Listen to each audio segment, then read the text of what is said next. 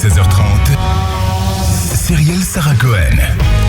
Bonjour à toutes et à tous et bienvenue sur Radio J. Ravi de vous présenter cette nouvelle émission aujourd'hui jusqu'à 16h30 avec mon invité, humoriste, comédien et auteur, ancien cadre dans une grande entreprise. Karim Duval consacre sa vie à la scène et à l'humour depuis maintenant une dizaine d'années et ce mois de juin est particulièrement chargé pour lui puisqu'il est sur tous les fronts à l'Olympia demain soir avec son spectacle Y, mais aussi au Festival d'humour de Paris ou encore pour le bac philo des humoristes retransmis sur Culture Box. Ce sera le 14 juin prochain. On en parle dans un instant. L'occasion, comme toujours, de découvrir notre invité sur Radio J. 15h, 16h30, Cyrielle Sarah Cohen. Radio J. Bonjour Karim Duval. Bonjour Cyrielle. Merci beaucoup d'être mon invité aujourd'hui pour découvrir votre actualité qui est très chargée. Oui, très chargée. Il faut le dire, c'est un très beau programme. J'ai pas envie d'en rajouter, mais il y a encore plus de trucs. C'est vrai ? On va y aller doucement. On va y aller doucement, progressivement. L'envie de découvrir en tout cas qui vous êtes au-delà de ce que vous faites. Et on va donc commencer par le début, toujours le début. Karim Duval, vous me corrigez bien évidemment si je me trompe, mais vous êtes né le 8 septembre 1980 à Aix-en-Provence, d'une maman chinoise, d'un papa franco-marocain, tous deux enseignants. Vous grandissez au Maroc, dans la ville de Fès, où vous apprenez l'arabe et le français. Quel genre d'enfance vous diriez que vous avez eu ? Une enfance paisible, heureuse, simple, éclectique aussi, enfin en tout cas au contact de beaucoup de gens de partout, de beaucoup de communautés. Une enfance chanceuse, une enfance drôle aussi. On a beaucoup rigolé parce que ça circulait à la maison. Il y avait beaucoup de gens qu'on connaissait plus ou moins, d'ailleurs qui venaient. C'était un peu la maison du bonheur. On attirait les gens à la maison, donc les copains, les copines, les touristes parfois venaient. Donc il y avait un côté comme ça, porte ouverte, journée porte ouverte. Comme souvent, j'ai envie de dire au Maroc. Ouais, comme souvent au Maroc, particulièrement chez nous, d'une certaine manière. Ouais, Pourquoi d'une certaine manière ? Et j'ai très envie que vous expliquiez la rencontre entre vos parents, qui a l'air d'être quand même incroyable. Assez singulière. Déjà aujourd'hui encore, ça intrigue.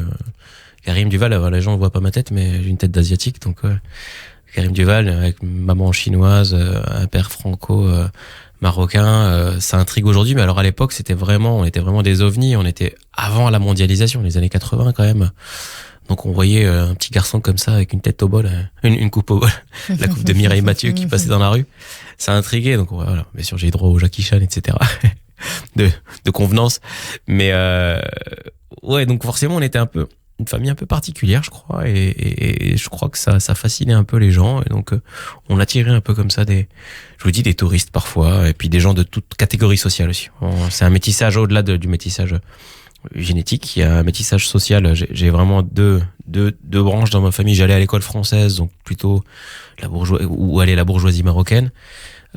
Et puis par ailleurs il y avait une partie de ma famille qui venait de la campagne, et je jonglais entre les deux mondes comme ça, sans aucun souci, quoi. Plusieurs questions à vous poser. La première, pourquoi vos parents décident de partir au Maroc, comment ils se rencontrent, mais aussi vous venez d'évoquer quelque chose que je suis obligée de soulever. Vous dites, on disait Jackie Chan, ce genre de choses. On a beaucoup parlé de ce racisme anti-chinois, anti-japonais, anti-juif, ouais. Voilà, sur Radio J on va pas l'apprendre, mais est-ce que vous par exemple vous en avez souffert de ça ? Non, absolument pas, c'est pour ça que je le dis, mais moi je l'ai jamais vécu comme du racisme, encore moins maintenant avec le recul et avec un regard sur l'époque, c'est-à-dire que c'était nouveau en fait. Ouais. C'est nouveau, donc les gens se rattachaient aux quelques références qu'ils avaient. Avec la VHS et le cinéma à l'époque, les gens allaient voir les films de Jackie Chan en l'encourageant au cinéma, debout, en mangeant des pipas. Donc c'était une autre époque, et donc moi-même ça m'énervait. Ce qui m'énervait, c'était le regard sur moi, le fait d'être un peu différent, mais il n'y avait pas de racisme, sincèrement. Il y avait d'ailleurs, j'ai un excellent, puisqu'on est sur Radio J, un excellent souvenir de la cohabitation entre les communautés. À l'école française, il y avait beaucoup de copains juifs du Maroc, et on riait bien, on se retrouve, moi je suis très familier de cet humour. Juif, séfarade à l'école. Donc, et il en reste encore un petit peu, quelques-uns. Ouais, il en reste moins, ouais. Mais il en reste quelques-uns. Est-ce que vous êtes nostalgique ? Je viens de vous entendre parler de pipas, ça me fait rire. Est-ce que vous êtes nostalgique de cette période de votre vie et du pays, forcément, Karim Duval ? Bien sûr, et je vais caser une 4e actu. Là, parce que je ne peux pas ne pas dire. Vous avez dit nostalgie, c'est ça ? Nostalgie. Ouais. Ça veut dire moitié-moitié. Ouais. C'est aussi un café crème, on va dire.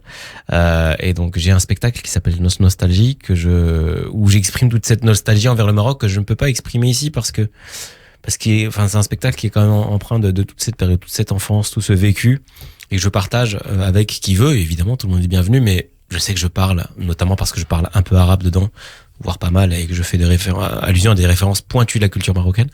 Je le joue en France, mais en disant aux gens, venez, mais si vous êtes un peu familier, amoureux du Maroc, ou si vous êtes empreint de cette nostalgie, d'où que vous veniez. Et vraiment, c'est un spectacle qui me fait beaucoup de bien jouer. Alors, j'aime beaucoup jouer mon spectacle Y que je finis demain, avec La mort dans l'âme. mais ce spectacle-là, je l'aborde différemment, je le dis. Je le joue pas, j'ai un texte, mais il est juste là, il me sert de référence. J'arrive, j'ai pas le même corps, j'ai pas la même, et j'ai l'impression de retrouver mon enfance. J'ai vraiment l'impression que c'est l'enfant qui parle. Et donc voilà, donc je joue à Paris le 19 juin, à l'Apollo Théâtre, avant de m'envoler le jouer à Casa, puis Montréal. Eh bien, vous faites très bien de le signaler, justement, parce que nos auditeurs peuvent être forcément très intéressés. Beaucoup sont séfarades et parlent notamment l'arabe, donc ça peut tout à fait leur plaire. Jeune, vous vous initiez à l'art en prenant des cours de guitare, mais aussi de chant. Et puis, vous êtes un élève surtout brillant, je crois savoir, au lycée français Paul Valéry à Meknès, Karim Duval. Vous quittez votre pays d'enfance pour la France. Vous êtes plus grand.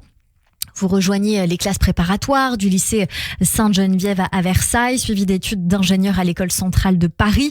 Puis, vous quittez la capitale pour Sophia Antipolis, dans les Alpes-Maritimes. Vous commencez une carrière d'ingénieur en informatique et mathématiques appliquées avant de tout claquer. C'est ça, tout plaquer comme un ingénieur plaque tout, c'est-à-dire en 5 ans. Parce que la spontanéité chez un ingénieur, c'est un plan quinquennal, il réfléchit, il fait des calculs de risque sur Excel et tout, et après il dit allez, carpe diem. Donc j'ai tout plaqué, mais finalement on plaque pas un bagage et un passé. Regardez, c'est ça. 12 ans après avoir fait ça, finalement c'est ce qui reste, et on en parle encore, on présente comme ça comme l'ancien ingénieur, alors que franchement je l'ai jamais vraiment été, j'ai toujours eu un diplôme. J'ai un papier qui dit que j'ai fait une école d'ingénieur, je sors de telle école, mais est-ce que j'étais... Vous n'avez pas beaucoup exercé. 7 ans quand même. 7 ans, donc vous avez exercé quand même. J'ai exercé en tant que cadre, en tant qu'ingénieur aussi, mais vraiment, j'ai découvert l'informatique sur le tard. J'ai fait ce que j'ai pu. Ça m'a mené quand même à faire de belles choses. J'ai fait de belles rencontres, j'ai eu de jolies responsabilités.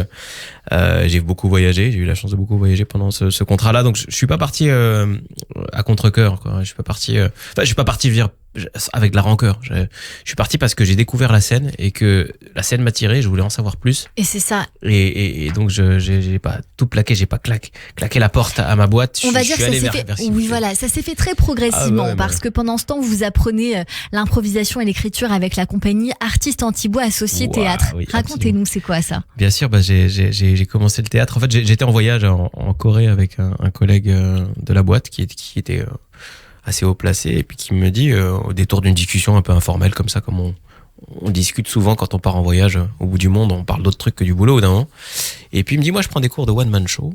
Et je dis tiens, ça s'apprend le one man show. Et puis toi qui as une espèce de moi dans 5 ans quand j'aurai gravi les échelons, parce que bien sûr j'ai toutes les clés et les diplômes pour suivre une carrière toute faite, tu fais du one man show, tu fais rire les gens. Et il me dit ouais, écoute, nous on fait des sketchs, on reprend des sketchs, on écrit nos sketchs si on veut, et puis on les joue à la fin de l'année devant les élèves et puis leurs copains, et puis voilà, ça se termine là, et puis l'année après on revient, et tiens, ça m'intéresse ton truc. Et donc c'était en mai, j'ai réfléchi tout l'été, et puis je suis allé frapper à la porte de ce cours-là dès la rentrée, qu'en fait j'avais hâte, et j'y suis allé, et très vite j'ai écrit des sketchs, je les ai joués devant les élèves. Je me rappelle sur un carrelage noir et blanc les élèves de Corinne Casabo, qui est une excellente comédienne, clown, qui est très créative, qui faisait des tournées mondiales avec son spectacle de clown, etc. Et qui avait cette culture de l'écriture, de la créativité, en fait, parce qu'il y a des cours de théâtre où en fait on fait de l'impro, mais on n'encourage pas forcément à écrire. Et ce cours-là, si on pouvait écrire si on le voulait, donc j'ai écrit des sketchs, ça a fait rire ou pas rire. Et j'ai autant aimé les rires, parce que je sais pas comment on peut ne pas aimer recevoir un rire. C'est ça. Que ce soit en fin de repas ou quand on a écrit une vanne et qu'on s'y attend. Mais j'ai aussi aimé les non-rires, en fait. Ça énerve un peu, mais moi, c'était une espèce de défi. Et donc, de semaine en semaine, j'avais envie de revenir avec un nouveau sketch ou des nouvelles vannes ou un nouveau... à l'époque, je faisais pas mal de personnages. Et je proposais des choses chaque semaine, et c'est devenu ma carotte, et ça a rythmé mes semaines. Et mieux ça se passait sur scène, mieux ça se passait au boulot, mieux ça se passait au boulot, mieux ça se passait sur scène. Donc en fait, c'était 3 années vraiment cool, 3 années où je me suis pas vraiment posé la question de tout plaquer. Pas tout de suite, parce que c'était un équilibre que j'avais enfin trouvé.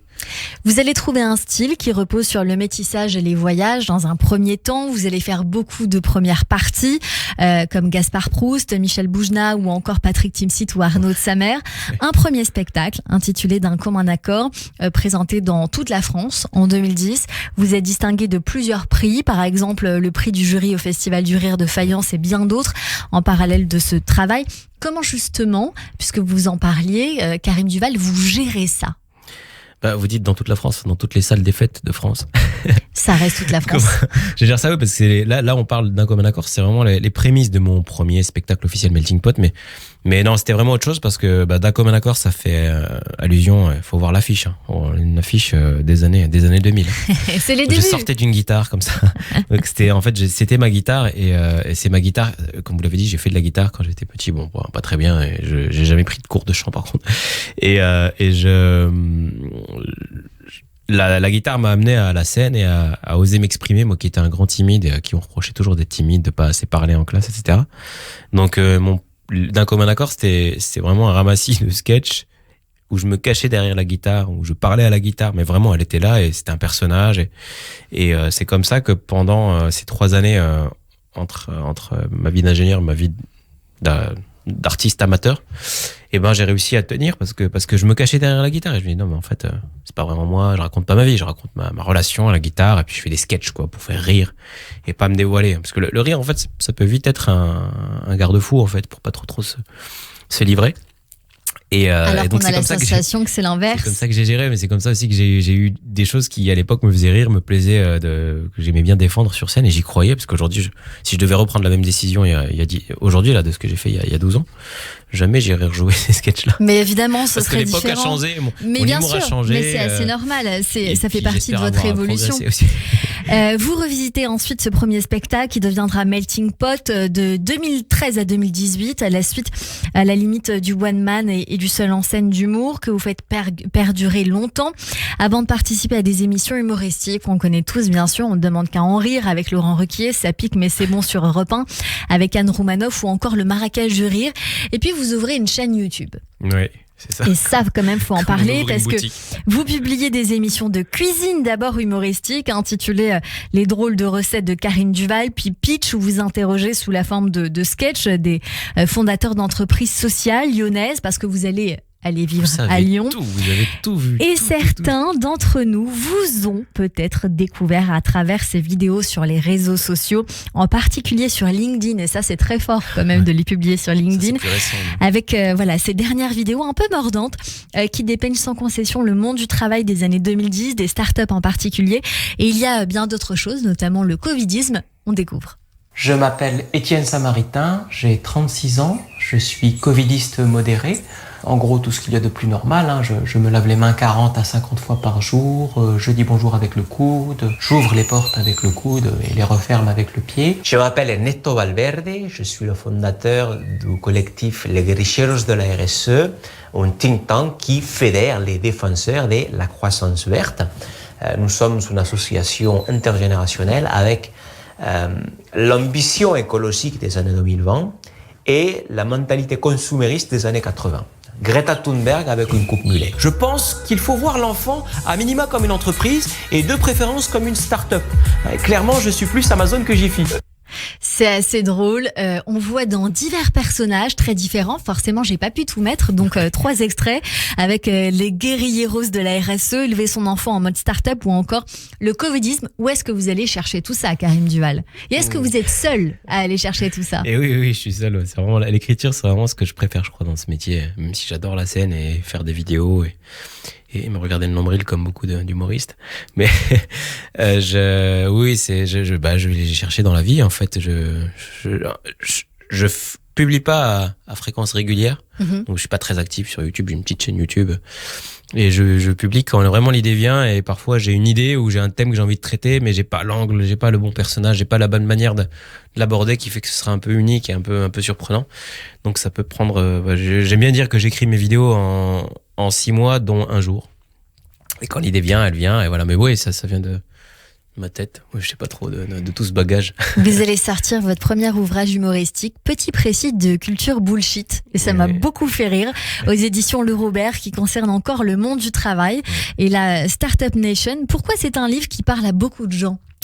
Parce que vous avez dû entendre parler de cette crise de sens au travail que rencontrent beaucoup de gens. Alors j'ai bien précisé beaucoup de gens et pas tout le monde, parce que c'est quand même assez propre aux personnes qui sont. Alors dans les bureaux, après ça infuse et c'est déjà bien présent, même dans l'enseignement ou à l'hôpital. Ce qui est fou, parce que typiquement à l'hôpital, les soignants ont le sens. Je veux dire, on peut pas être plus dans le sens de ce qu'on fait que quand on soigne, quand on sauve des vies. Mais malgré tout, ils sont rattrapés ou embêtés par la bureaucratie, par une forme d'inertie de tout un monde qui aime bien les verbiages, qui aime bien être là en fait pour, créer de l'emploi, je crois, et rajouter de la complexité là où il y en a pas. Et pour moi, le bullshit, du petit précis de culture bullshit, c'est ça, c'est cet art de compliquer les choses pour, Alors c'est assez français, c'est mondial, hein. Mais il y a un petit quelque chose de propre à la France, je pense. On aime bien quand même sophistiquer les choses. À travers le langage. Le langage, notamment, ouais. On a l'esprit bizarrement forgé. C'est quoi être fluent en bullshit ? On est fluent en bullshit à partir du moment où on ne comprend plus ce qu'on veut dire. Voilà, c'est ça pour moi la définition du mot bullshit, d'être fluent en bullshit. Karim Duval, vous consacrez votre vie à la scène et à l'humour depuis maintenant 12 ans. Vous êtes sur tous les fronts au mois de juin. D'abord votre spectacle Y, non c'est vrai. Vous faites un triomphe partout en France et au-delà avec ce spectacle depuis 2018 qui croque finalement cette fameuse génération Y en quête de soi, de sens, de fun. Vous jouez une dernière fois demain. Bande annonce. La génération Y, c'est l'ensemble des personnes nées entre 1980 et 2000. C'est-à-dire qu'avant, de 60 à 79, c'est les X, et au-delà de 2000, c'est les Z. Les enfants, les adolescents d'aujourd'hui, ceux qui portent des prénoms innovants et disruptifs, comme Zoélia, Lil Wayne, Spiruline, Kevin, non. Kevin, c'est Y. Un Z qui s'appelle Kevin, c'est le Robert de sa génération. 40 ans dans la même boîte. Aujourd'hui, t'as des gamins qui sortent d'école de commerce, ils sont là, attends, ça fait 3 semaines que je suis en CDI, je suis à 2 doigts de faire un burn-out. Ça m'a beaucoup fait rire, Karim Duval, parce que c'est vrai que la nouvelle génération n'a rien à voir avec l'ancienne. Vous en parlez dans votre spectacle. Il y en a qui peuvent rester des années à travailler. Et puis finalement, c'est normal, c'est la suite logique de rester longtemps dans une entreprise. Tandis que, c'est ça. Tandis qu'aujourd'hui, les jeunes, quand ils restent un temps très court, ils en peuvent plus. Ils en peuvent plus, pour différentes raisons. Peut-être parce qu'on est une génération qui apprend à zapper, qui se lasse plus vite parce qu'on est habitué à traiter, recevoir beaucoup d'informations, faire plein de trucs en même temps. Et puis on se rend compte aussi un peu de l'absurdité du système dans lequel on travaille. Et donc on se rend compte que finalement, pourquoi faire plus que le boulot qu'on m'a demandé de faire pour gagner ce que me donne la boîte, qui généralement est toujours plus à son avantage. Enfin, je veux pas généraliser, mais d'où ce fameux silent quit aux États-Unis, quoi, où on dit moi je fais le boulot qu'on me donne à faire et pas plus. Mais oui, c'est pas la même génération parce que les boomers par exemple qui sont nés juste après la guerre, il y avait du boulot, c'était le plein emploi, c'était des modèles on n'avait pas encore vraiment subi, même si la génération X après a connu les chocs pétroliers.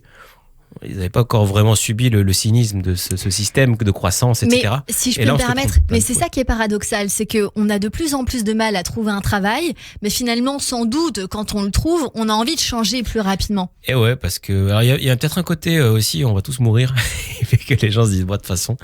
Est-ce que vous pensez qu'on a plus conscience maintenant qu'on va tous mourir qu'avant, par exemple ? On est plus près de mourir qu'avant, ça c'est sûr. Pourquoi vous dites ça ? En tant qu'espèce ? Non, parce qu'aujourd'hui on vit de plus en plus vieux. Oui, on vit de plus en plus vieux, mais on est quand même face à un coup près, le coup près de l'effondrement. Alors on n'y croit pas, mais la menace climatique est là quand même, et les indicateurs sont pas très verts. Ah, vous êtes flippé de ça, vous ? Un petit peu quand même. Ouais, je l'entends. Vous êtes pas flippé ? Et vous en parlez dans votre spectacle. Moi, je suis très positive, j'ai beaucoup d'espoir. Donc je vois les choses comme ça. En attendant, encore une actualité avec vous. Vous parlez encore de l'entreprise, Karim Duval. On vous retrouve pour la 8e édition du Festival d'humour de Paris, qui aura lieu demain jusqu'au 11 juin à Bobino. Un événement qui est produit par Jean-Marc Dumontet. Le Festival d'humour de Paris, c'est plus de 50 000 spectateurs venus applaudir les plus grands noms de l'humour. Qu'est-ce qui nous attend ? Alors, Antoinette Collin m'a offert cette scène-là et m'invite à proposer une soirée humour. C'est la première fois d'ailleurs que je fais ça au FUP. Et je suis très content de pouvoir imprimer ma patte. Et ma patte, c'est vrai que c'est quand même pas mal de bullshit en ce moment.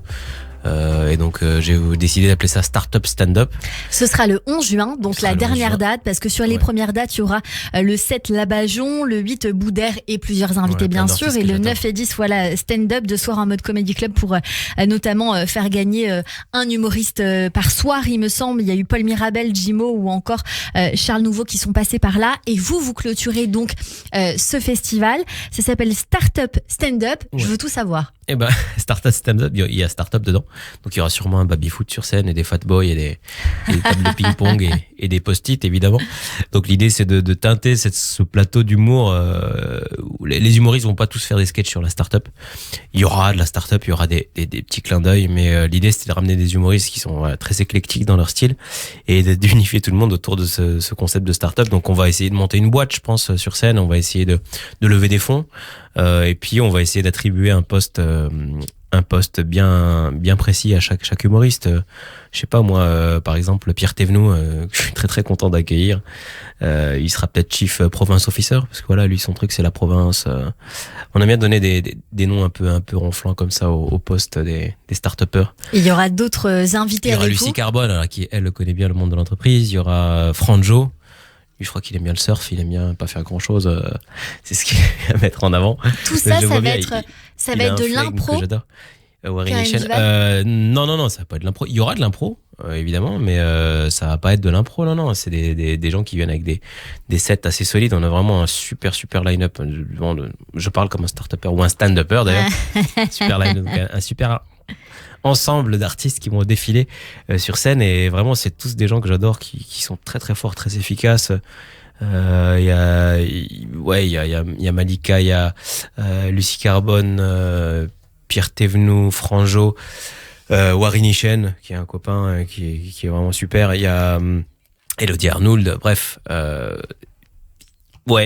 franchement on a vraiment bien travaillé sur le line-up, et l'idée c'est vraiment de mélanger ça à une couleur start-up que je vais porter et que je vais faire porter aux autres à leur insu. Ils le savent pas encore.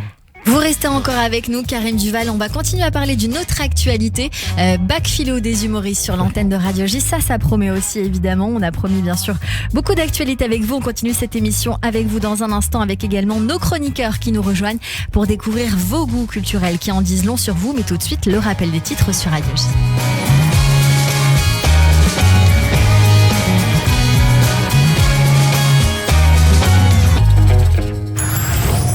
15h, 16h30, Cyrielle Sarah Cohen. Radio J.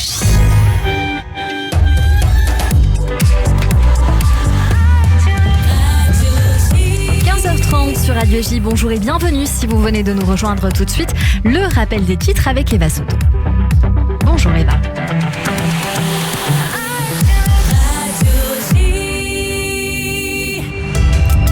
Bonjour à tous. À la une de l'actualité en Israël, l'auteur de l'attentat d'hier soir à Ouara a été arrêté. Les forces de Tsahal l'ont appréhendé près de l'entrée de Naplouse avec un couteau dans sa voiture, et le terroriste est aux mains du Shin Bet pour être interrogé.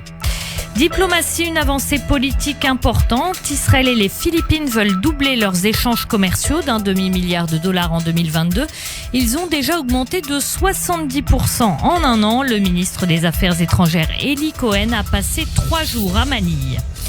L'Iran a dévoilé une nouvelle unité des gardiens de la révolution dans la nébuleuse des forces Al-Quds. L'unité 700 est entre autres chargée du transfert de matériel militaire aux groupes terroristes pro-iraniens, notamment en Syrie, et pour le Hezbollah au Liban. L'Iran qui se vante aussi d'avoir un missile hypersonique capable d'échapper à toutes les défenses anti-aériennes.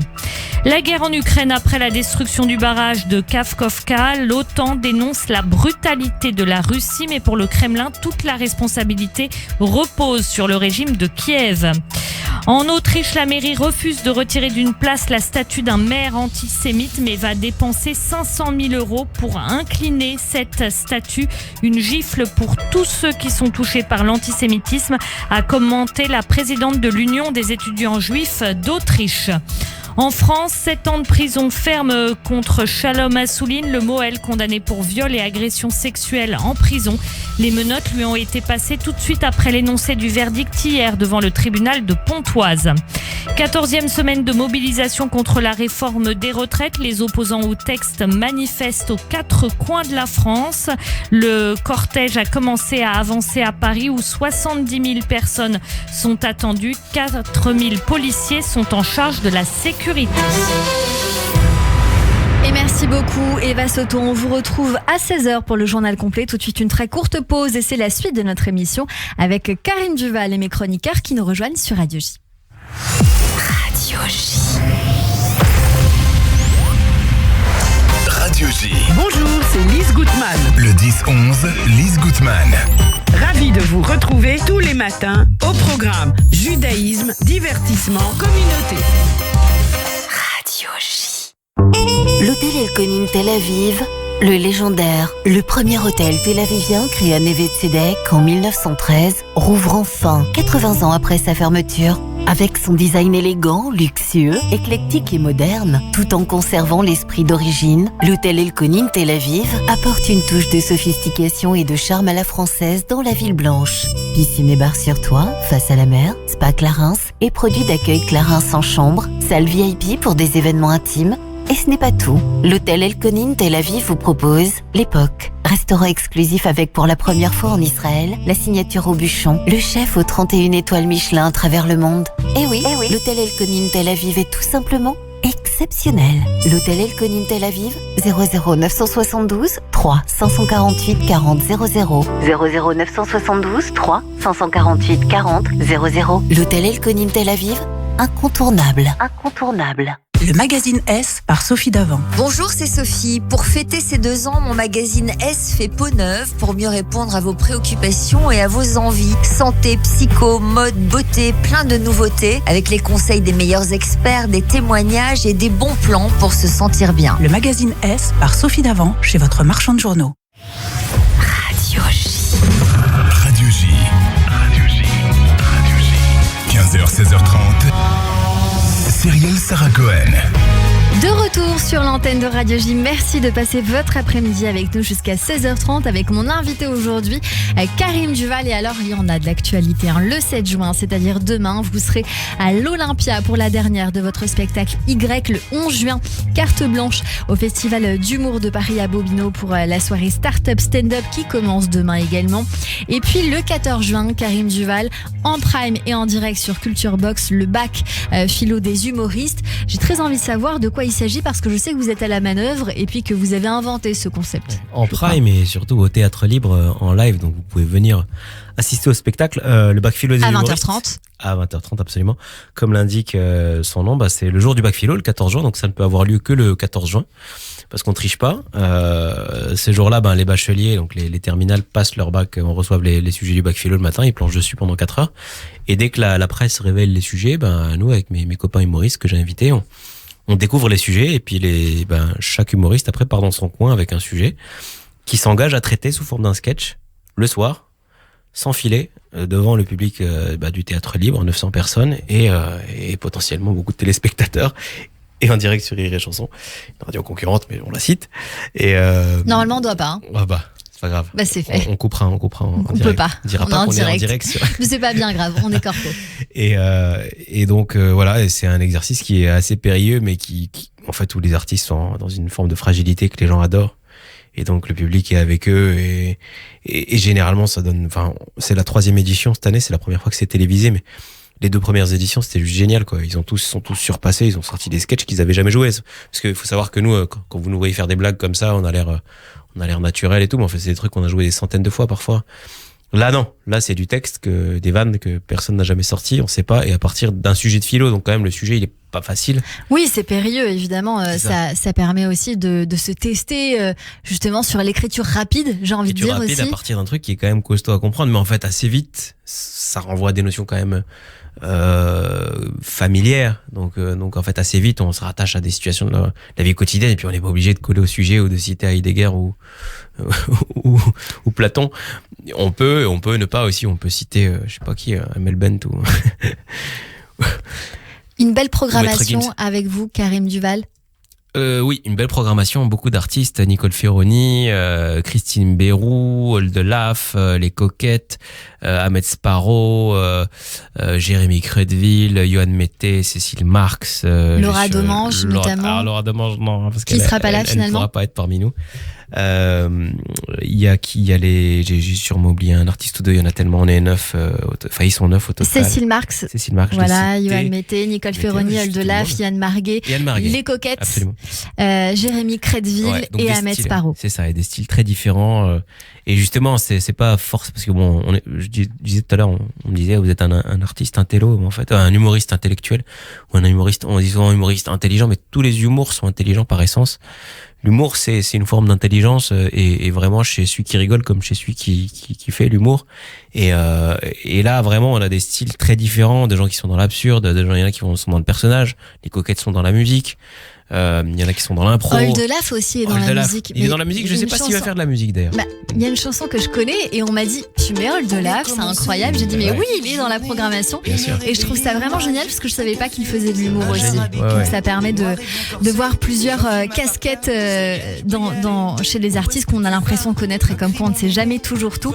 On va passer à la suite de cette émission, Karim Duval, puisque on va découvrir toute la culture du moment ou d'avant, mais selon vos goûts, pour découvrir des choses qui vous ressemblent, que vous affectionnez ou qui pourraient vous plaire.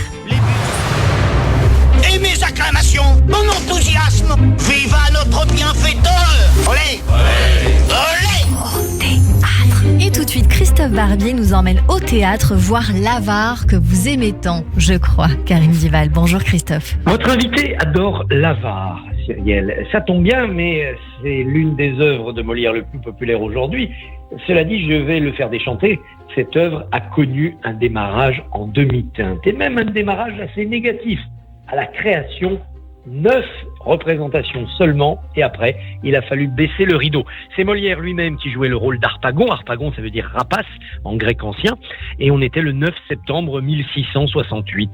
Pourquoi la pièce est-elle mal accueillie ? Parce que le public, à l'époque, voit peu d'intérêt à une pièce de 5 actes, mais qui n'est pas en vers, et qui ne ressemble pas aux petites farces et aux comédies vite troussées. C'est trop long pour une comédie et pas assez ambitieux pour être une tragédie. D'ailleurs, personne ne défend les avaricieux, donc il n'y a pas de scandale après la pièce, contrairement aux pièces où Molière s'attaque aux religieux ou aux médecins. Là, ça fait du scandale et ça remplit la salle. Les avares, tout le monde les déteste, donc la pièce n'a pas d'intérêt. Et puis surtout, le public aimait bien venir au théâtre, essayer d'identifier derrière les personnages les courtisans en vue, les aristocrates, les religieux, les célébrités que l'auteur avait voulu dépeindre. Pas de ça avec Harpagon, pas de ça avec l'avare, et donc la pièce est un échec. Depuis, elle est devenue si célèbre et si populaire que le nom de Harpagon est passé dans le langage commun. On dit un Harpagon pour quelqu'un qui est près de ses sous, comme on dit un Don Juan ou un Tartuffe. Molière a réussi cet exploit. Il avait récupéré ce mythe de l'avare, cette histoire de l'avare dans le théâtre antique. Plaute, dans une pièce qui s'appelait La Marmite, avait déjà dépeint une situation proche de celle de l'avare avec un riche qui enterre son argent dans le jardin. Faire rire avec l'avarice et les avaricieux, ça n'est pas si difficile, considère le public, puisque les Grecs et les Romains l'ont déjà fait. Par ailleurs, les liens d'Harpagon avec ses enfants sont tellement complexes et violents que ça déplaît. C'est pas un barbon ordinaire, Harpagon, c'est un véritable tortionnaire. Et puis enfin, il y a quand même chez Harpagon quelque chose de pathétique, de pitoyable. On voit bien qu'il est en aliénation avec son argent. C'est une sorte de drogué. Et pour clore le tout, le Deus ex machina, c'est-à-dire le dénouement, est tellement invraisemblable qu'aujourd'hui il nous fait sourire, mais à l'époque ça n'était pas vraiment bien passé.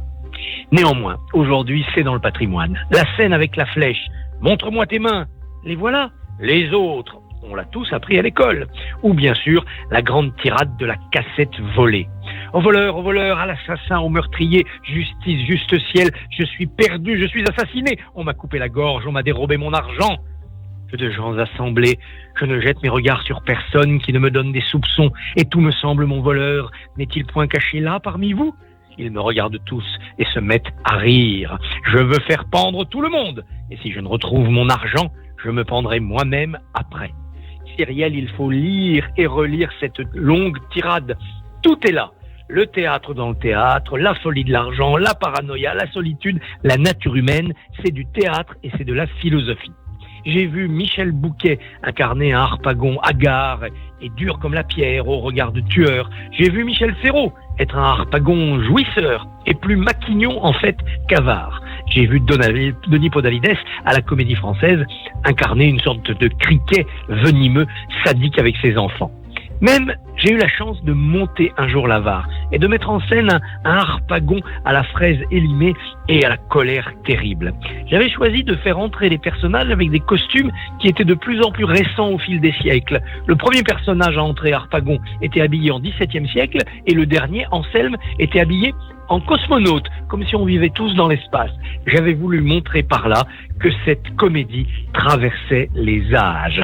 Chaque fois que j'entends la tirade de la cassette volée, il me semble qu'un grand trou noir s'ouvre devant moi, un gouffre aussi effrayant que l'enfer à la fin de Don Juan.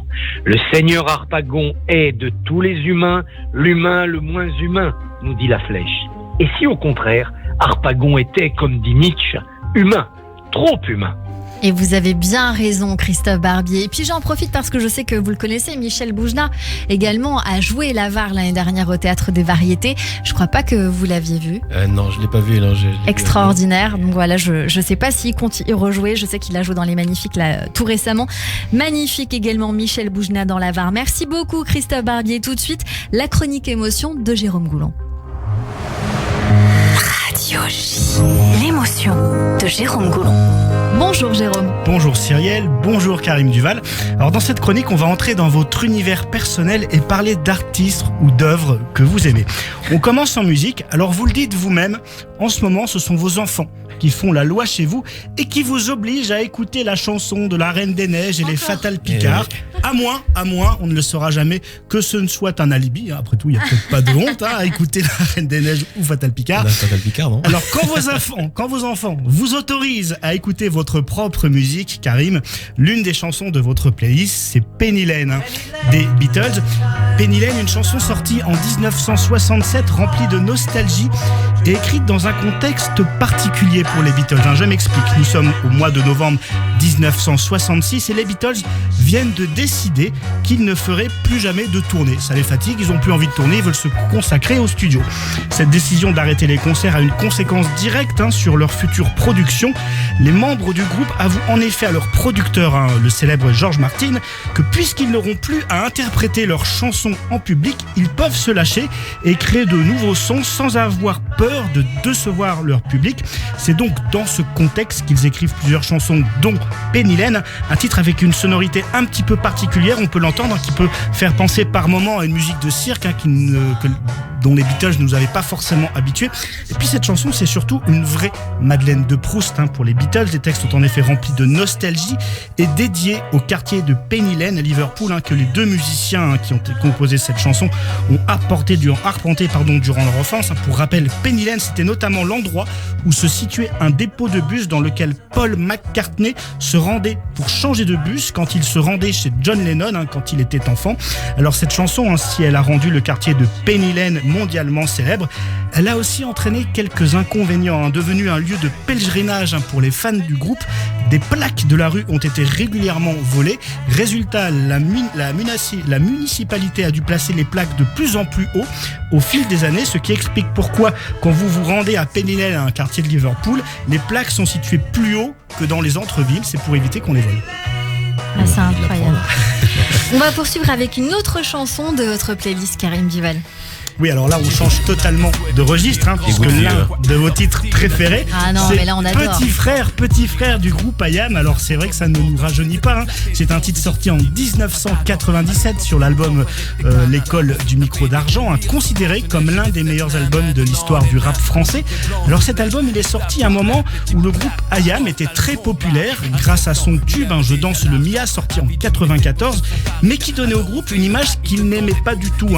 Si le titre avait réussi à populariser IAM auprès d'un public pas forcément fan de rap, il avait aussi donné au groupe une image de rigolo sympathique que les membres n'aimaient pas du tout, voire n'assumaient pas. Cette chanson Je danse le Miaz, ils aimaient pas que... C'est vrai qu'elle était légère quand même. Elle était très légère, surtout par rapport à ce qu'ils ont fait plus tard. Donc résultat, au moment de composer les titres de l'album L'école du micro d'argent, les membres d'IAM s'efforcent donc de composer un disque au ton grave, avec des textes orientés vers le réalisme, djihadisme est lié à une actualité assez rude. Naissent ainsi des hits comme Né sous la même étoile, L'Empire du côté obscur et bien évidemment Petit Frère qu'on peut entendre. Et le pari est réussi pour Ayam qui, en plus de se défaire de l'image un peu folklorique de Je danse le Mia qui leur collait à la peau, eh bien Ayam obtient un fabuleux succès commercial puisque l'album étant dès 1997 l'année de sa sortie certifié disque de platine, un album pour tous les fans de rap français devenu un classique incontournable. Et vous l'écoutez souvent, je crois encore. Je l'écoute en courant, alors je cours pas souvent en ce moment, mais je l'écoute quand même de temps en temps. Elle fait partie de ma playlist, vraiment. Oui, j'aime bien.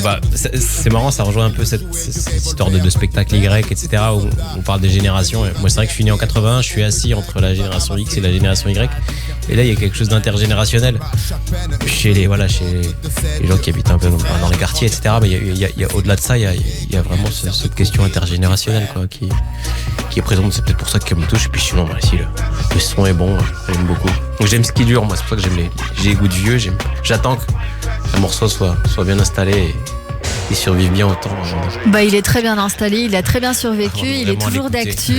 Ayam, franchement, Ayam, ça reste quand même d'actu. On écoutera peut-être encore autre chose tout à l'heure. On poursuit avec de la littérature et votre livre préféré, Karim Duval. Oui, alors il s'agit de La vie devant soi, un roman de Romain Gary, publié en 1975. Là encore, ça ne nous rajeunit pas. Un roman publié sous le pseudonyme de Émile Ajar, un livre qui a obtenu le prix Goncourt, ce qui a d'ailleurs permis à son auteur d'être le seul écrivain à avoir obtenu 2 fois le prix Goncourt.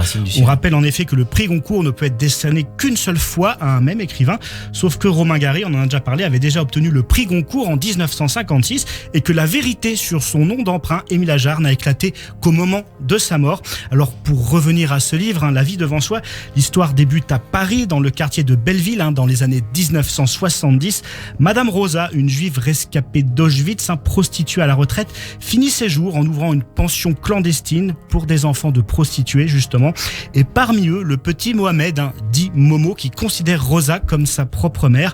Malheureusement, au fil du temps, Madame Rosa est atteinte de sénilité et alors qu'elle refuse d'aller à l'hôpital pour finir ses jours, Momo fait croire à tout l'immeuble qu'elle part pour Israël et il la conduit alors à la cave, dans le trou juif. Je cite que Rosa s'était aménagée dans la crainte de nouvelles persécutions, puisqu'elle avait été victime de la ralfe du Veldiv. Et donc elle devient, ce trou juif, c'est le nom qu'elle lui donne, devient donc son repère de fin de vie, lui évitant cette fois-ci non plus les nazis, mais l'hôpital. Et c'est dans cette cave qu'elle finit par mourir, entourée par Momo, qui reste couché près d'elle pendant 3 semaines. Bref, La vie devant soi, un roman bouleversant, adapté plusieurs fois au cinéma, notamment en 1977 avec l'inoubliable Simone Signoret dans le rôle de Rosa. La vie devant soi, une œuvre qui vous a touché, Karim Duval. Oui, par son style, il y a un style. Ouais, c'est un registre de langue à la fois enfantin, où il y a toute la vérité de l'enfance et de l'enfant qui explose comme ça pour raconter la vie, mais avec une grande pudeur. Parler justement de Madame Rosa qui justement est une prostituée, mais je me demande si le nom et le mot est vraiment prononcé. Et il y a un verbe qui revient souvent, il dit elle se défend.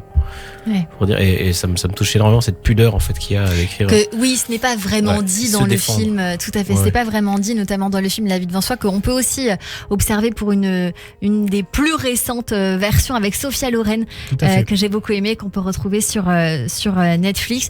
On termine notre voyage dans votre univers culturel avec votre série du moment, Karim Duval. Oui, alors il s'agit de la série Des gens bien, une nouvelle série franco-belge.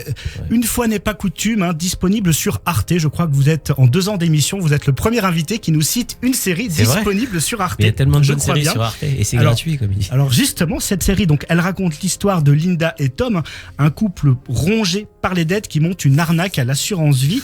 Oui, mais voilà, Philippe, un gendarme, a tout compris du petit manège, mais par chance pour ce couple, personne ne le prend au sérieux. Alors je ne vais pas dévoiler toute l'intrigue, je crois qu'il y a 6 épisodes sur...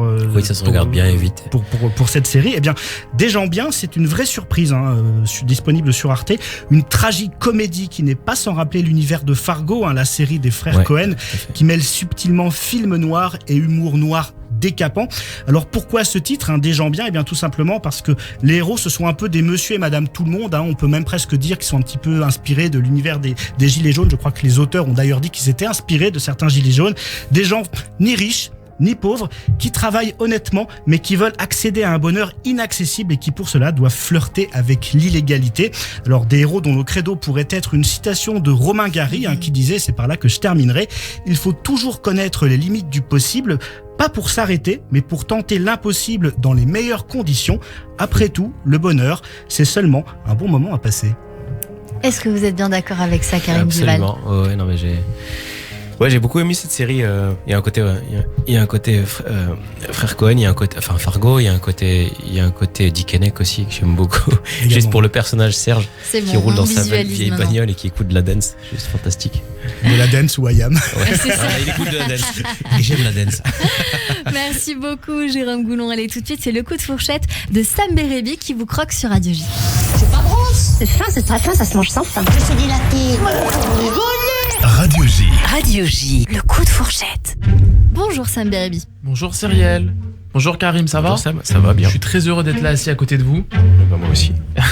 On le sait. Alors vous êtes l'exception parmi les humoristes, c'est vrai. Parce que la majorité des humoristes sont pas très bons à l'école, alors vous avez fait fort. Hein. Central Paris, ouais. C'est pas n'importe quoi. Hein. Parce que moi j'ai des copains, ils sont en école d'ingénieur, ils essayent de mytho en soirée. Ouais, je suis en école d'ingénieur, je suis à Centrale. Frérot, t'as Centrale Poitou-Charentes. De quoi tu parles ? Tu vois, vous c'est vrai que c'est le high level. Pour ce que j'en ai fait. Comment vous l'avez fait aussi ? Vous êtes pour ce que j'en ai fait de ce type. Ouais, non, mais c'est. Et comment vos parents ils ont réagi du coup quand vous avez basculé stand-up ? Ils se sont dit quand même toutes ces années à le pousser, machin, et puis là d'un coup, c'est fou. Ils laissent tout. Mais bon, ils sont heureux et heureux que leur enfant s'offre la vie de ses rêves. Ouais. Ah ouais, parce que moi je fais du stand-up et en parallèle je suis étudiant et moi ma mère elle me dit ouais Samuel, humoriste c'est un métier compliqué, c'est pas avec tes blagues que tu vas gagner ta vie, c'est compliqué, c'est quand que tu vas te mettre ça dans la tête. Je lui dis maman, je fais la première partie de Michel Boujna, il nous a invités dans les loges après. Il me dit c'est vrai que c'est bien de poursuivre sa passion Samuel, continue. Non, elle est un peu incohérente ma mère, faut faire attention. Mais c'est Boujna en fait, ça a marché. C'est Boujna, elle est un peu incohérente, elle est fan de Boujna. Elle est fan de Boujna, qui est très sympathique. On sait que vous avez exercé à Sophia Antipolis, vous avez survécu au déjeuner entre collègues. Ouais. En vrai, j'aime bien mes collègues. Ah ouais, mais les discussions ça vole pas très haut. La météo, ils aiment bien parler de la météo. Bah sauf qu'il fait toujours beau là-bas. Ah ouais. Parce que moi j'étais en déjeuner. Même ça c'est pas un sujet. Ouais c'est ça. Il fait beau, il y a du soleil. Géraldine, oui on est en juillet quoi. Et en décembre il fera pas beau. Qu'est-ce que je te dis ? Ça parle informatique aussi. C'est la parle. Ça parle informatique aussi. Et la circulation. Circulation aussi. Les bouchons à Sophia Antipolis bien sûr. Et vous connaissez les Parisiens ? Ils adorent. Hidalgo elle a détruit Paris. C'est devenu. Ils adorent ça, je sais pas pourquoi. Et toi, tu es obligé de le faire le mec intéressé, tu vois. T'as envie de lui dire, je m'en fous de ce que tu racontes en fait. Tais-toi. Tu sais, chacun décrit son trajet. Je fais 2 stations de métro, après je marche, après je fais de la vie. Tais-toi en fait, ça m'intéresse pas ce que tu dis. Tais-toi Google Maps. Ouais, vraiment, genre c'est n'importe quoi. Et en plus, j'ai lu dans une interview que vous avez dit qu'il y a eu une erreur de casting vous concernant et que dans les études, il n'y a pas assez de passionnés. Il y a beaucoup de bons élèves, mais pas assez de. C'est vrai que je pense que si on prenait les passionnés dans tous les domaines, le monde irait mieux. Ouais, vous pensez qu'il n'y a pas assez surtout des bons élèves, quoi. Pas assez de mecs. Il y a trop de bons élèves, mais qui sont pas passionnés. Quoi. Ouais, pas forcément passionnés par les études. Ils sont juste là parce qu'ils sont nés au bon endroit, où ils ont fait l'effort qu'il fallait. À un moment, il fallait qu'ils s'ennuient. Ils ont fait des maths. Comme moi. C'est ça. Alors, j'avais mieux à faire. C'est vrai. Qui dit coup de fourchette dit plat. Donc je vous dis, normalement, je me base sur l'origine de l'invité. Écoutez, là, c'était très compliqué. Franco-marocain, chinois. Vous représentez 3 continents à la fois. Je te jure, je m'emmène les pinceaux. Et la Polynésie, hein, et là, non, c'est vrai. Il y a la Polynésie aussi. Et du coup, vous êtes tranquille parce que comme vous avez 3 nationalités, par exemple à Roland Garros, vous êtes jamais déçu. S'il y a un Français qui sort, vous en avez 2 autres, tu vois. Il n'y a pas beaucoup de Marocains. On a Younes El Ainaoui qui a quand même fait un 8e de finale. Et des Chinois. Michael Chang, alors qu'il était d'origine chinoise. Ça commence à remonter. Récemment, il y en a des nouveaux. Ouais, il y en a des nouveaux. Du coup, je vais vous donner 3 plats. Vous allez me dire ce que vous préférez. Un plat de chaque origine. Ok ? Si je vous dis bœuf bourguignon, canard laqué ou tagine. Ah, c'est compliqué là. C'est plus compliqué que les destinations de vacances. Honnêtement, là, je vous sens, c'est compliqué. Vous allez vous faire des ennemis là, je sens. Bœuf laqué bourguignon. Bœuf laqué bourguignon. Très bonne réponse. Non, tagine quand même. Tagine. Ah, vous savez pas en fait. Non, si, parce que tagine, je sais le faire et donc il me suit. C'est vraiment le tagine, il y a le savoir-faire, tout de suite il y a l'odeur. J'en ai fait un la semaine dernière. J'ai peut-être mes cheveux. Mes cheveux me disent tagine parce qu'il y a encore l'odeur du tagine dans mes cheveux. Mais c'est vrai, les origines. Me souffle la réponse par le nez. Non mais les origines c'est très important et moi ça me fait rire les juifs tunisiens qui se prennent pour des italiens, tu sais. Il y a pas plus tunisien que ils mangent à la boule rouge tous les soirs. Mkela, non, on est italien depuis 4 générations, on adore Roma. Et ces gens-là généralement, ils achètent du pain italien, tu vois, je comprends pas. C'est vrai, et je peux pas en vouloir à ces gens-là parce que ces gens-là c'est mes grands-parents, voilà. C'est vrai, j'ai les mêmes.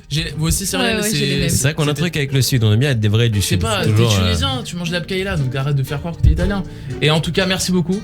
Et merci, vous êtes un exemple pour toutes les personnes qui ont plusieurs choses à la fois et vous avez réussi à poursuivre votre rêve, donc bravo. Ah bah oui, ça doit bien vous faire plaisir, vous, entre la continuation. pharmacie et la scène Sam Bérébi. Merci Pharmacie et scène. beaucoup. Ouais. Et Ah oui, et oui. Mon délire Merci, aussi, un jour c'est Sam moi qui ferai la Bérébi. chronique. Les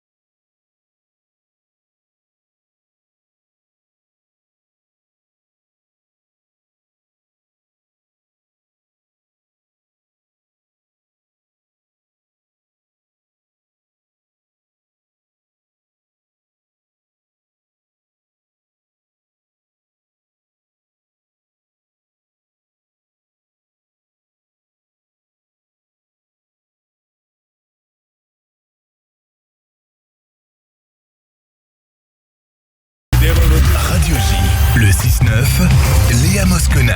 Tous les matins à 7h45 sur Radio J, Christophe Barbier. Retrouvez-moi tous les jours à 7h45 pour l'invité politique, c'est le Barbier du matin. C'est tous les jours à 7h45 sur Radio J. Victor Vince, directeur général du MDA France. La campagne IFI est d'une importance capitale pour nos secouristes. Ils ont besoin de matériel médical, de véhicules médicalisés et d'équipements qui les protègent lors de leurs interventions. Faites votre don au MDA France et bénéficiez d'une déduction fiscale à hauteur de 75% sur votre impôt. Soyez les partenaires du Magen David Adom. Pour vous accompagner dans votre démarche, mda-france.org ou 01 43 87 49 02.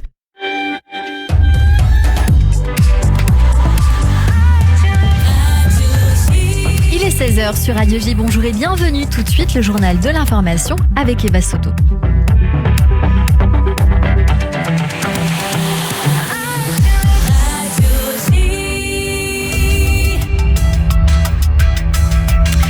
Bonjour à tous, à la une de l'actualité en Israël. L'auteur de l'attentat d'hier soir à Ouara est aux mains du Shin Bet pour être interrogé. Les forces de Tsahal l'ont appréhendé près de l'entrée de Naplouse avec un couteau dans sa voiture. C'est la seconde attaque à la voiture bélier ces dernières semaines dans le village palestinien de Ouara. Correspondance à Jérusalem de Daniel Haïk. 2 soldats israéliens ont été blessés hier soir après avoir été percutés par une voiture bélier conduite par un Palestinien. L'un des 2 soldats a été sérieusement atteint, mais ses jours ne sont pas en danger. Le terroriste a réussi dans un premier temps à prendre la fuite à bord de son véhicule, mais il a été rattrapé par les forces de Tsahal et arrêté. On a retrouvé un couteau sur le siège arrière de ce véhicule. On ne compte plus les attentats dans ce village de Khawara contre des cibles israéliennes. Cette nouvelle attaque a fait bondir de colère le président du conseil régional de Samarie, Yossi Dagan, qui dénonce le laxisme des autorités israéliennes face à la situation sécuritaire, en particulier dans le nord de la Samarie. Notre correspondant à Jérusalem, Daniel Haïk. L'Iran a dévoilé une nouvelle unité des gardiens de la révolution dans la nébuleuse des forces Al-Quds. L'unité 700 est entre autres chargée du transfert de matériel militaire aux milices pro-iraniennes, notamment en Syrie et au Hezbollah au Liban. Par ailleurs, selon des informations saoudiennes, l'attaque attribuée à Israël dans la ville d'Alep le 1er mai dernier visait une nouvelle unité iranienne opérant en Syrie. Une unité secrète qui fabrique des missiles de précision. L'attaque s'était aussi produite 2 jours avant la visite du président Raïssi en Syrie, la première d'un président iranien dans le pays en 13 ans. L'Iran qui se vante aussi d'avoir désormais un missile hypersonique capable d'échapper à toutes les défenses antiaériennes. Selon la télévision d'État, le Fatar, littéralement conquérant en persan, a une portée allant jusqu'à 1400 km et peut atteindre 15 fois la vitesse du son. L'Iran a aussi annoncé la réouverture de ses postes diplomatiques en Arabie Saoudite après avoir atteint une détente avec Riyad. Aujourd'hui, nous avons le sentiment que le pouvoir de dissuasion s'est formé, a déclaré le président iranien. En Autriche, la mairie refuse de retirer d'une place la statue d'un maire antisémite, mais elle va dépenser 500 000 € pour incliner cette statue. Une inclinaison qui est une gifle pour tous ceux qui sont touchés par l'antisémitisme, a commenté la présidente de l'Union des étudiants juifs d'Autriche, Karl Lueger, maire de Vienne de 1897 à 1910, a été une force modernisatrice dans la politique viennoise, accédant au pouvoir en attisant la haine antisémite et la suprématie catholique. Guerre en Ukraine après la destruction du barrage de Kharkovka. L'OTAN dénonce la brutalité de la Russie, mais pour le Kremlin, toute la responsabilité repose sur le régime de Kiev. L'effondrement du pont a provoqué l'inondation de plusieurs villages, mais pour l'instant, aucune grande localité n'est menacée. L'Ukraine, de son côté, réclame une réunion d'urgence du Conseil de sécurité. En France, 7 ans de prison ferme contre Shalom Assouline. Le Moël, condamné pour viol et agression sexuelle, est en prison. Les menottes lui ont même été passées tout de suite après l'énoncé du verdict hier soir devant le tribunal de Pontoise. L'homme âgé de 64 ans a abusé des mères qui lui confiaient la circoncision de leur enfant. Maître Élie Korchia, avocat des parties civiles au micro de Radio J. Et ce qui était important pour moi dans ce procès, aux côtés de ces 4 femmes avec qui nous avons fait corps, parce que voilà, j'étais à leur côté du matin au soir, comme je l'ai fait depuis 6 ans, nous avons démontré que ce n'était pas le procès de la circoncision qui était en cause. Il ne fallait pas se tromper de procès. Ce n'était pas le procès de la religion juive. Ce n'était pas le procès des Moalim. C'était un homme qui, dans ses fonctions effectivement de Moël, a malheureusement eu des pulsions sexuelles et a joué un rôle, ça a été dit dans la feuille de motivation de la Cour, de prédation. C'est-à-dire que c'était comme un prédateur sexuel. Maître Élie Korchia, l'intégralité de cet entretien est à retrouver notamment sur notre compte YouTube. Radio J.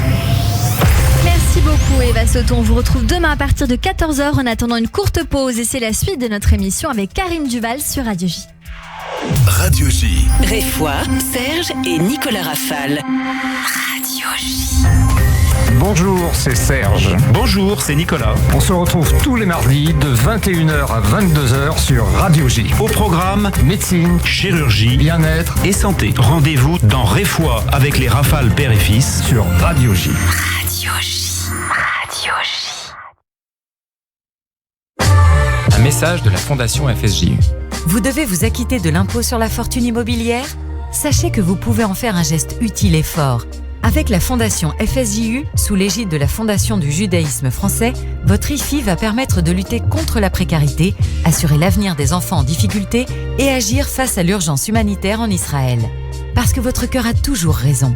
Donnez maintenant sur ifi.fsju.org. ifi.fsju.org. Pour plus d'informations, contactez Julie Guèze au 01 42 17 11 16. 01 42 17 11 16.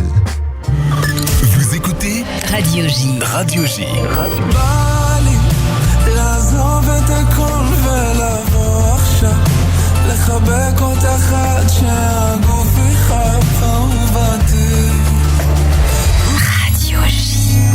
דלי קצת זקן על הצלקות ולמילים שלי התאמתי מנגינות הגיטרה היא זאת שפתרה לי בעיות כמה בעיות רוב הזמן לבד 4 קירות ככה מהצד למדתי איך לשחות אף פעם לא שכחתי מה אני צריך להיות מה צריך להיות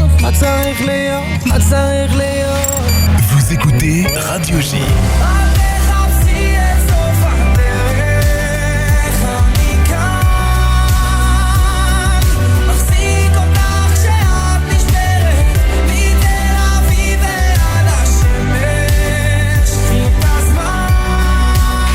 Radio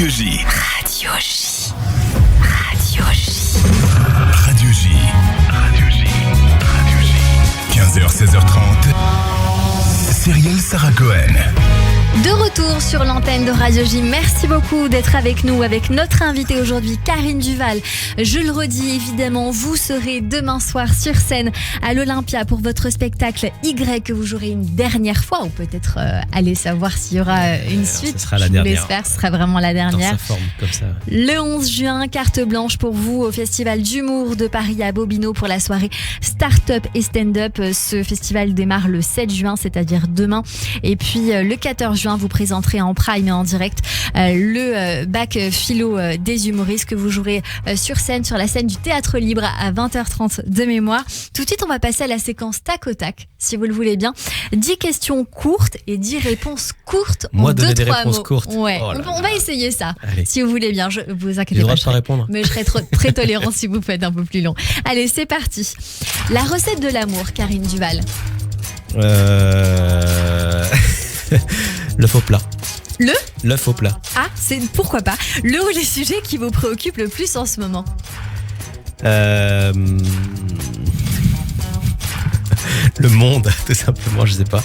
L'avenir, la planète. Ouais, ça, la planète. Ouais, Si vous pouviez changer... Mal de gorge pour demain. C'est vrai ? Ouais, mais ça va. Soluprène. Les drogues. Si vous pouviez changer de peau, vous seriez qui ou quoi ? Moi-même. C'est une très bonne réponse. Quel est le plus beau compliment qu'on puisse vous faire ? Comment on fait ? J'ai la chance de recevoir beaucoup de compliments et je les prends tous. Donc non, je sais pas, tout est beau. Est-ce qu'il y en a un qui vous fait plus plaisir qu'un autre ? Non, je suis complètement indifférent aux compliments. Qu'est-ce que vous avez fait de plus... Voilà, vous dites que ça vous touche, mais finalement vous êtes indifférent. Non mais ouais, j'aime bien qu'on me dise que je suis cohérent. Ouais, bah alors là on a un petit souci. Qu'est-ce que vous avez fait de plus fou pour quelqu'un ? Lui donner la vie.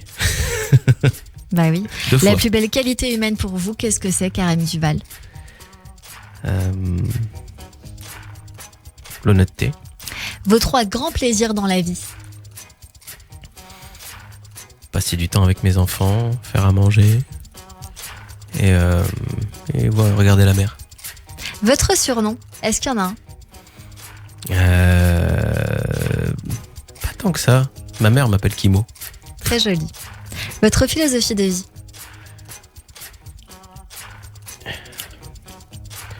Je serais incapable de la formuler. Là, vous avez une idée ? Bon, je vais c'est pas partir grave. dans un délire, on va refaire le monde, Là. on va regarder, j'attends qu'il y ait des étoiles et une lune avant de pourquoi parler. pas ? Assez joli. Votre prochain rêve à accomplir ? C'est l'Olympia. Non, c'est pas vrai, c'est que la vie continue après l'Olympia. C'est recréer un spectacle, repartir dans les petites salles, jouer. Enfin, en parlant du volet professionnel en tout cas. Le dernier mot, la dernière phrase que vous aimeriez prononcer ? Avant de mourir. T'as éteint le four. T'as éteint. On continue avec cette émission, évidemment. Tout de suite, une question ou deux pour vous de la part de nos auditeurs.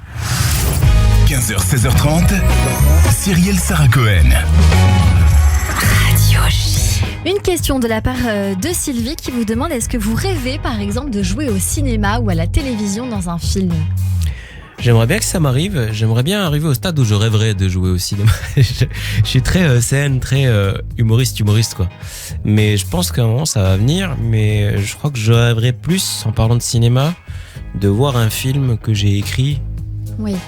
Voir le jour. Oui, mais ça en pourrait tant me que plaire. scénariste En tant que ou scénariste, éventuellement réalisateur, est-ce que ça vous plairait ouais, aussi ? ça me plairait bien d'être réalisateur. Ouais. Même si pour l'instant j'ai du mal à faire des vidéos avec mon téléphone. Mais un jour, franchement, vous vous débrouillez super bien, Karim Duval, quand on voit les vidéos que vous faites sur YouTube. Je suis un expert du plan fixe. Ouais. Plan fixe noir et blanc sur mur blanc. Voilà, c'est mon style. Une dernière question, est-ce que vous avez un futur projet ? C'est-à-dire, comme vous l'avez éventuellement évoqué il y a une petite seconde, un nouveau spectacle sur scène. Et oui, nouveau spectacle, absolument, dont j'annoncerai le titre demain, à la fin du spectacle à l'Olympia, mais qui est en cours d'écriture. Donc ça, oui, c'est le projet, oui, c'est le sens de mon métier d'humoriste, que de toujours créer des nouveaux spectacles, etc. Donc bien sûr, il y aura un nouveau spectacle et j'ai hâte de commencer à le roder à l'automne. Et plein d'autres choses, notamment dans la fiction. Mais moi, je peux pas beaucoup en parler, mais je suis content quelques d'avancer projets, là-dessus, en tout cas. écriture, Quelques projets. Allez, tout de suite, c'est votre portrait sur Radio J. Radio J. Le portrait psychologique. Bonjour Nathalie Daudrieux. Bonjour Cyrielle. On a écouté cette émission attentivement. En tout cas, c'est le cas de Nathalie qui a pris des notes et qui vient nous faire, une petite synthèse, un regard en tout cas sur ce qu'elle a pu entendre dans cette émission. C'est à vous Nathalie.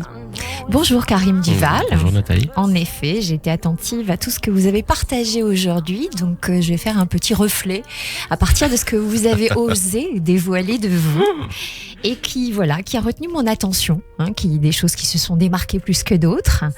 J'ai tout de suite remarqué qu'il y avait votre corps très très en avant, vos bras par-dessus la table très tendus. Ouais, belle la montre religieuse.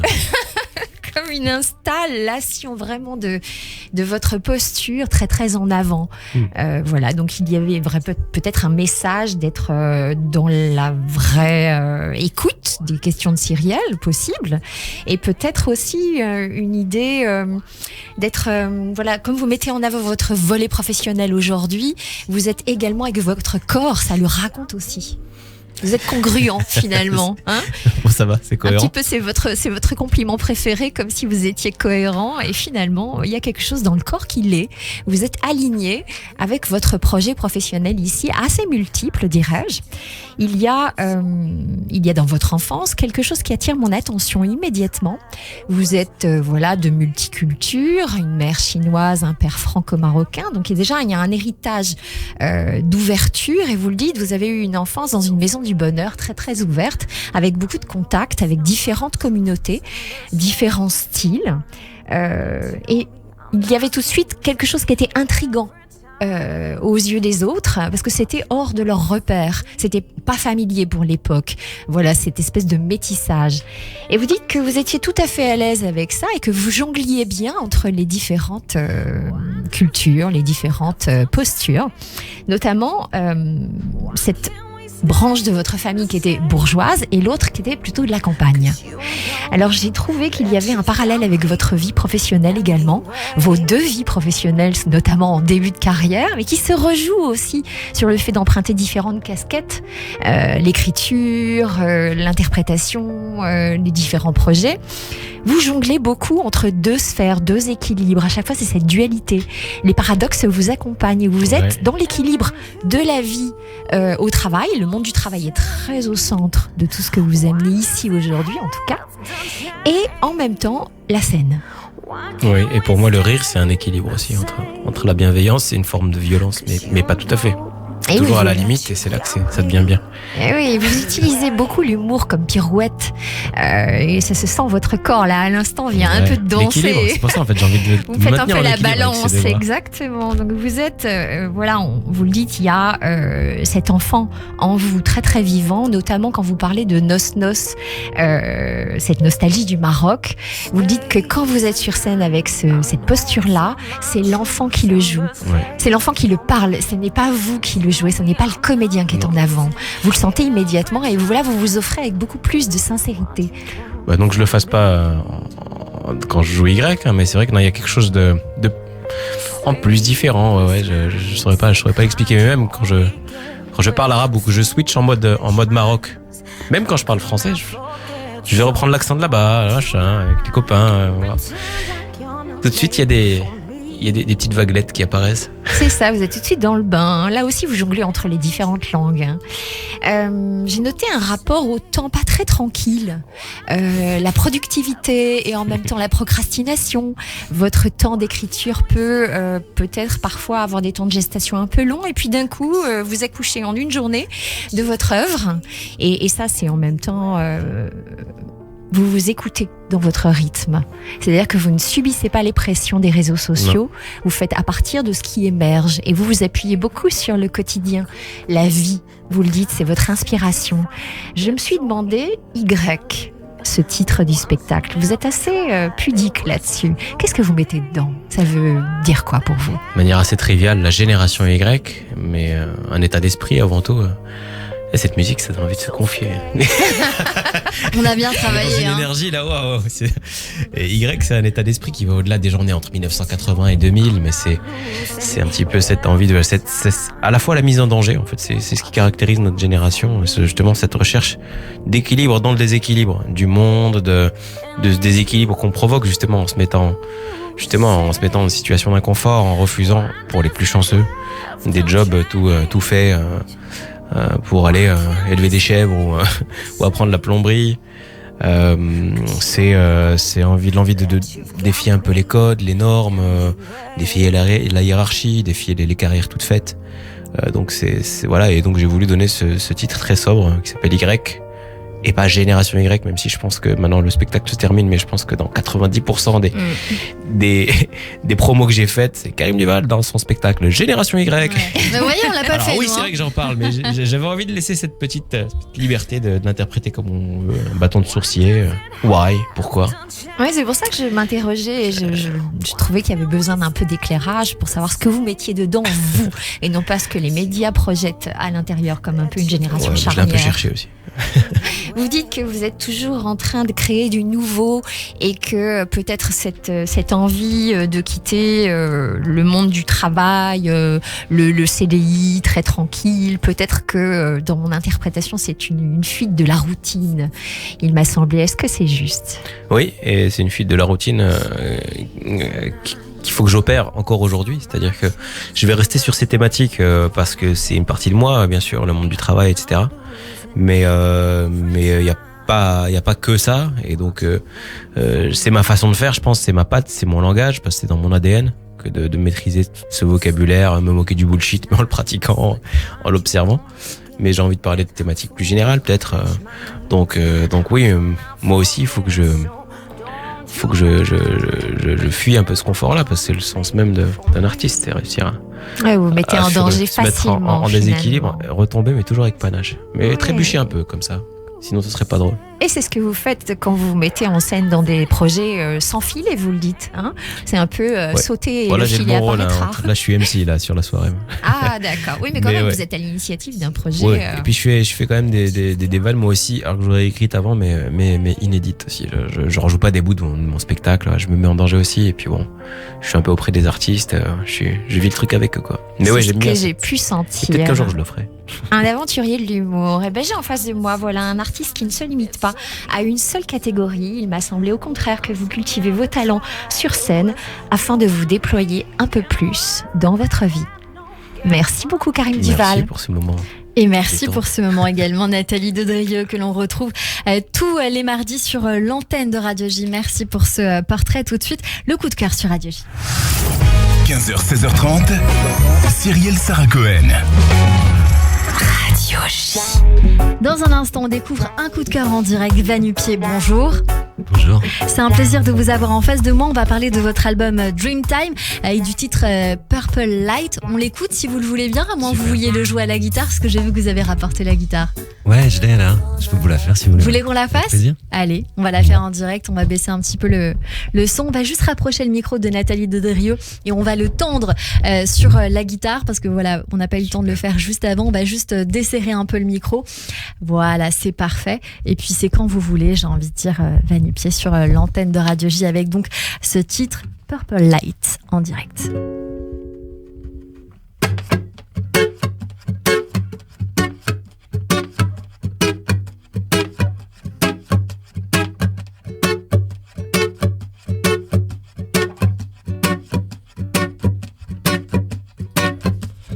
Build upon a hurtful life from the careful light all along.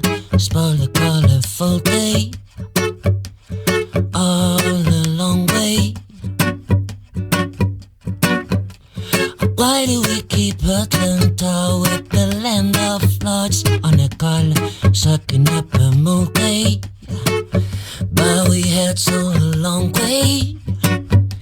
We dream we on a purple heart, live a purple life in a purple light. We dream we on a purple life in a purple light where we hurt. What if we claim a purple heart, live a purple life in a purple light?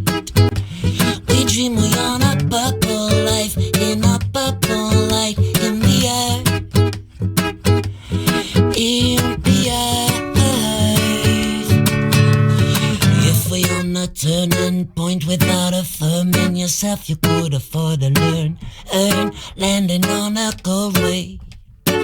Why can't we glow in up all day? We allowed to light it up, wiping all aside with all. I don't mind at all if I'm on a side where all faith is in one day. In order to feel the most out of the whole day. We dream we own a purple heart, live a purple life in a purple light.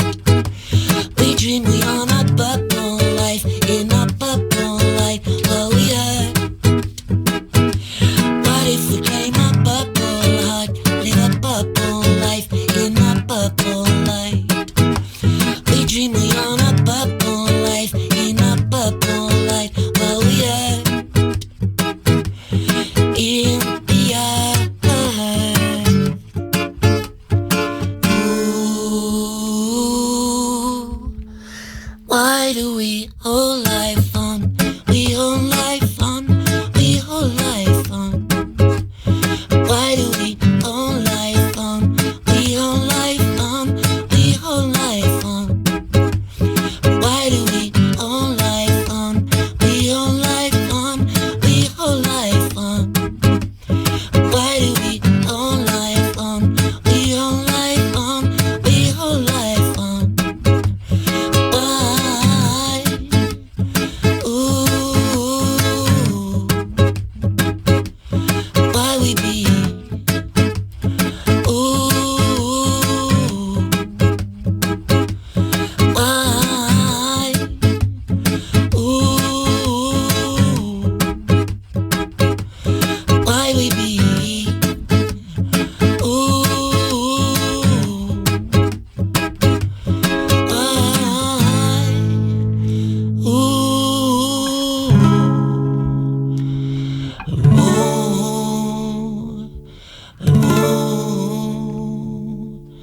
We hold life on.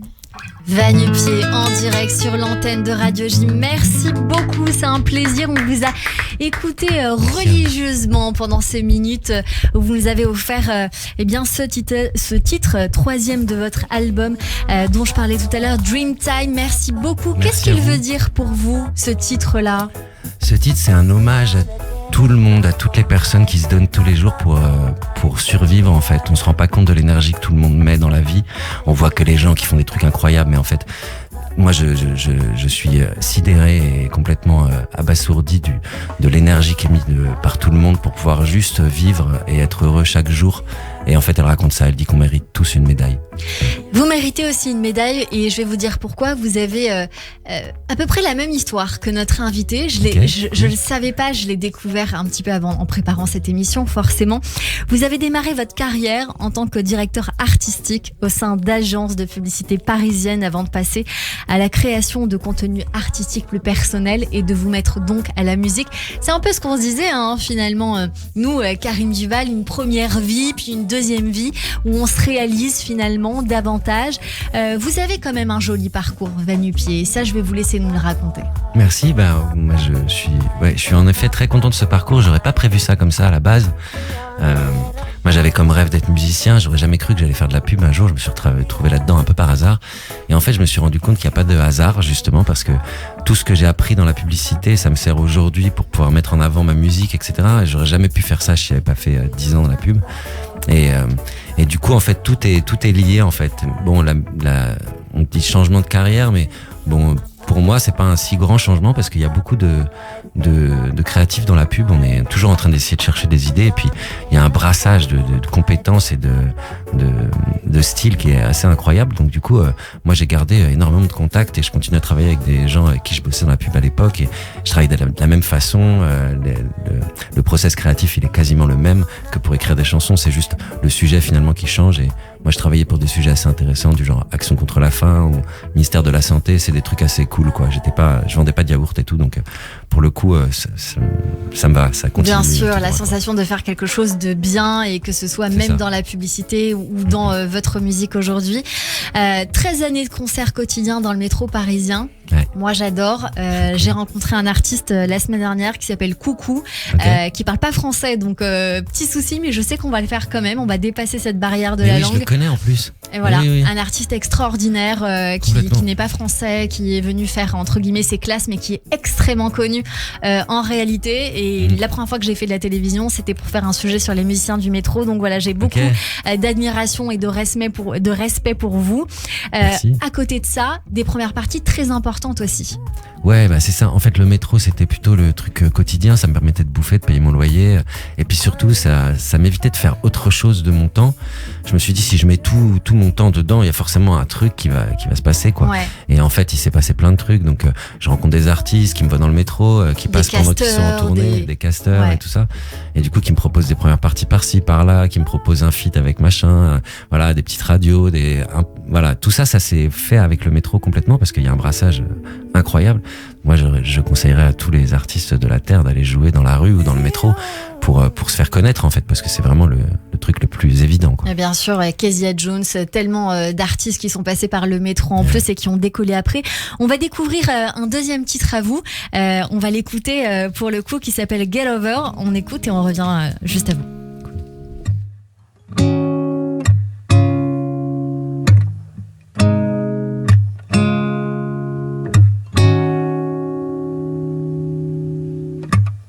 Less you'll be on time to be wondered.